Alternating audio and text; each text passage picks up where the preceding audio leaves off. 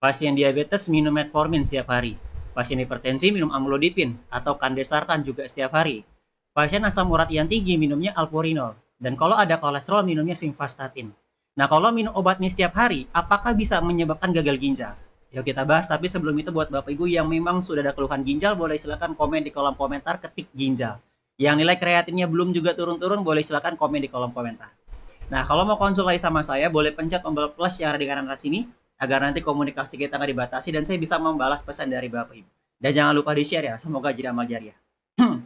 Oke, Bapak Ibu, dari keempat obat tadi yang saya sebutkan, itu sifatnya dia untuk membantu supaya gula darah, tensi darah, asam urat, juga kolesterolnya turun.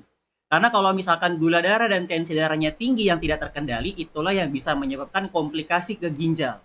Sehingga ginjal Bapak Ibu akan mengalami kerusakan. Ya. Nah, kalau misalkan sudah didiagnosa, divonis adanya kerusakan, sudah masuk stadium 2 ginjal atau stadium 3, dari tensi dan gula tidak terkendali, itulah yang bisa menyebabkan semakin menurun nilai EGFR-nya. Jadi obat tadi untuk menjaga supaya terkendali gula, tensi, dan asam urat, kolesterol, dia tidak menyebabkan gagal ginjal. Saya ulangi lagi, tidak menyebabkan gagal ginjal. Di video sebelumnya sudah saya bahas. Oke. Pak, bagaimana kalau misalkan penderita hipertensi di resepinya lebih dari satu obatnya? Minum amlodipin juga, kandesartan juga. Atau mungkin di resepi bisoprol, ya, golongan blocker. Jadi dia sama sifatnya untuk menjaga supaya memang terkendali tensinya. Nah, kenapa bisa di resepi lebih dari satu? Karena obat yang pertama, amlodipin, dia nggak mampu. Jadi, dari sini kita udah tahu, obat itu buat menjaga supaya stabil. Nah, masalah dia bisa menjaga tensi tetap stabil atau tidak tergantung Bapak Ibu bagaimana gaya hidupnya. Jadi bukan obatnya yang berbahaya nih, tapi tensi darah yang tinggi, gula darah yang tinggi, asam urat yang tinggi yang dibiarkan bisa menyebabkan gagal ginjal. Termasuk kalau Bapak Ibu mau kreatinnya turun, tangani gulanya supaya dia turun. Gula, tensi, asam urat yang turun itu akan berpengaruh ke kreatinin dan urium Bapak Ibu juga akan turun. Nah, kalau kreatinin uriumnya turun, nilai EGFR itu akan naik. Sudah muncul bengkak, Pak, tapi belum kempes-kempes. Bagaimana cara supaya bengkaknya ini kempes? EGFR-nya naik, Bapak Ibu.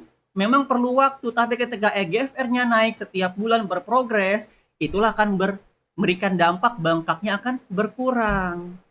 Oke, sudah paham sampai di sini? Sudah paham? Boleh silakan komen di kolom komentar. Jadi untuk penanganan ginjal itu tidak bisa setengah-setengah, harus menyeluruh. Yang pertama, tangani penyebabnya terlebih dahulu dari faktor tadi. Yang kedua, Bapak Ibu perlu jaga juga pola makannya. Nah, pola makan pada pasien ginjal itu bisa berbeda. Sudah saya jelaskan di video sebelumnya, ini saya jelaskan kembali secara singkat. Dari pola makan ini harus mampu mengendalikan gula tensi turun. Oke. Dan ketika gula tensi turun, kreatin uriumnya juga akan turun. Bagaimana kalau misalkan belum turun? Silakan Bapak Ibu nanti cross check kembali, kontrol apa yang menjadi penyebab atau bisa dikonsultasikan. Ya, dari sini kelihatan nih beda antara pasien diabetes, hipertensi yang sudah kena penurunan fungsi ginjal pasti berbeda. Karena kita harus menyesuaikan ininya. Barulah bagaimana dengan gaya hidupnya, dari pola pikirnya bagaimana, apakah stres atau tidak, sering overthinking atau tidak, ini yang menjadi pengaruh. Jadi, kalau misalkan Bapak Ibu sudah minum obat penurun gula, tensi, dan lain sebagainya, itu bisa jadi terhambat atau obatnya tidak bekerja dengan maksimal karena faktor pola makan yang masih salah atau faktor stres. Nah, ini harus Bapak Ibu perhatikan.